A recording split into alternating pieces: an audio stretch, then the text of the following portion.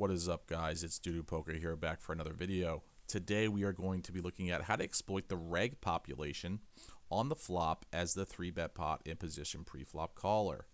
So let's say we are on the button, we raise 2.5x, the small blind 3-bets, and we decide to call. Now, there are two board types that you need to be attacking much more than theory. We're going to look at MDA and then we're going to node lock. So the first board type is, let's say the flop comes ace of hearts, 7 of spades, 5 of diamonds. We know small blind should mostly be going small for a high frequency. Now, most people are just going to range here for small, but let's take a peek at what button's response should be to a bet 20% on the flop. We see that they're raising 11% of the time.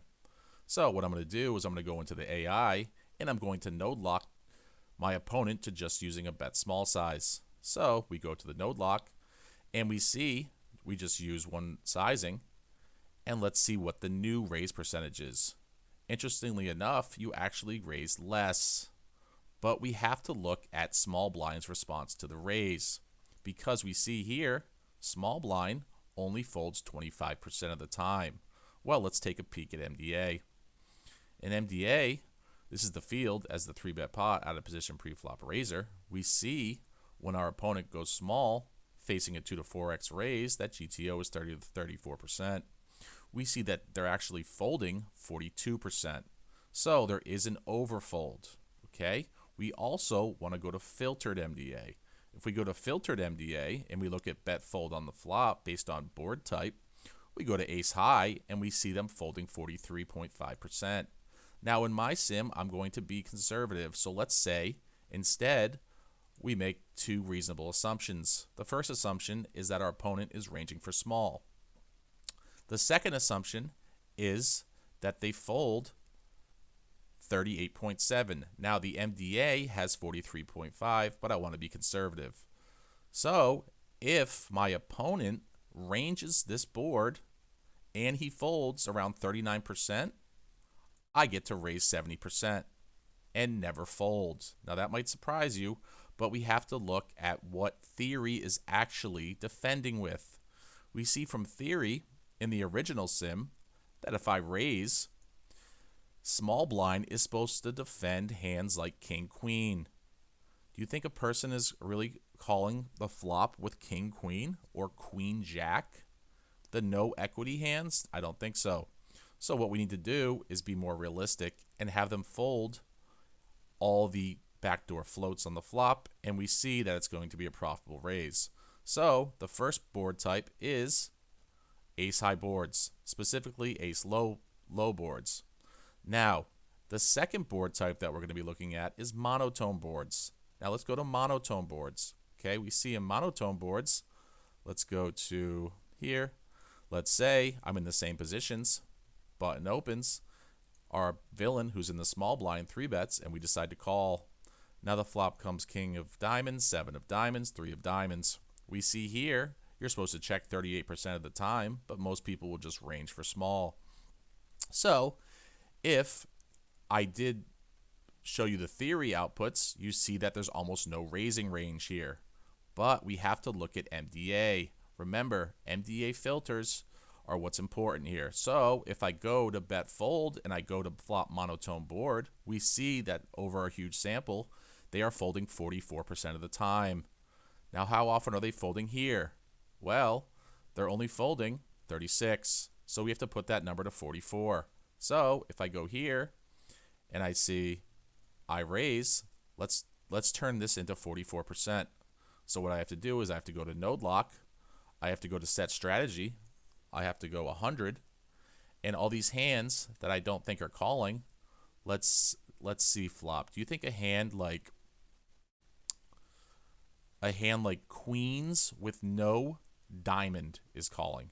Probably not, right? So what I'm going to do here is I'm going to node lock this. Let's go like this. And we have to go, hold on, how do I do this? I have to go like this. Let's say he just calls, I have to say fold. Let's say he just calls with the diamond, right? So boom. So that's how you do that. Then we get out of here. Same thing here. Let's go here.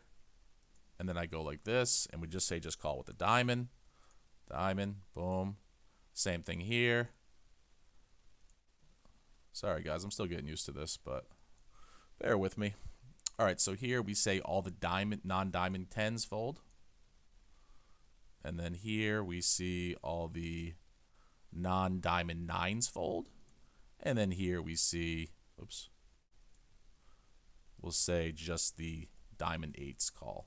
So again, I'm going to be conservative because I'd rather be conservative than aggressive in this spot. So I think that's pretty good. Okay, so these hands like ace queen of spades, there's no chance they're calling. So let's go here. Again, we want to be more aggressive on these board types, but I'm going to be in the sims, I'm going to be a little more conservative. See, I don't think ace 7 calls. I really don't think ace 7 calls. Again, some of this is just trial and error. Now, I bet all top pair calls, but I don't think... Do I think ace x 10 of diamonds calls? I don't know. We'll just leave it in there. I know that these ace queen offhands don't call. There's no way these call. Okay, that's good. All right, so let's just rerun this sim, and we'll see where we're at. So remember, in the MDA, they fold 44%. Let's see here. They're still folding 33%, but look how much we raise now. Now we're raising 33%. Again, this is a conservative sim, but it just gives you an idea of how much you should be raising on the flop.